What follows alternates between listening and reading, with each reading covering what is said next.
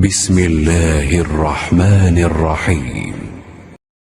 شروع اللہ کا نام لے کر جو بڑا مہربان نہایت رحم والا ہے۔ رسول اللہ صلی اللہ علیہ وسلم جب مدینہ تشریف لائے تو پہلے اپنی نانہال اترے جو انصار تھے، اور وہاں آپ نے 16 یا 17 ماہ بیت المقدس کی طرف منہ کر کے نماز پڑھی، اور آپ کی خواہش تھی کہ آپ کا قبلہ بیت اللہ کی طرف ہو۔ جب بیت اللہ کی طرف نماز پڑھنے کا حکم ہو گیا تو سب سے پہلی نماز جو آپ نے بیت اللہ کی طرف پڑھی عصر کی نماز تھی۔ وہاں آپ صلی اللہ علیہ وسلم کے ساتھ لوگوں نے بھی نماز پڑھی۔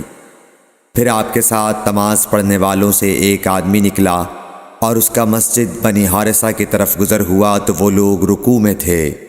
وہ بولا کہ میں اللہ کی گواہی دیتا ہوں کہ میں نے رسول اللہ صلی اللہ علیہ وسلم کے ساتھ مکے کی طرف منہ کر کے نماز پڑھی ہے۔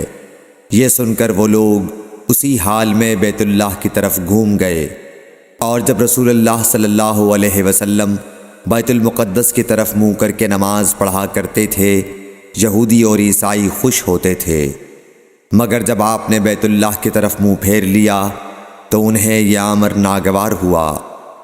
زہیر ایک راوی کہتے ہیں کہ ہم سے ابو اسحاق نے برا سے یہ حدیث بھی نقل کی ہے کہ قبلہ کی تبدیلی سے پہلے کچھ مسلمان انتقال کر چکے تھے، تو ہمیں یہ معلوم نہ ہو سکا کہ ان کی نمازوں کے بارے میں کیا کہیں۔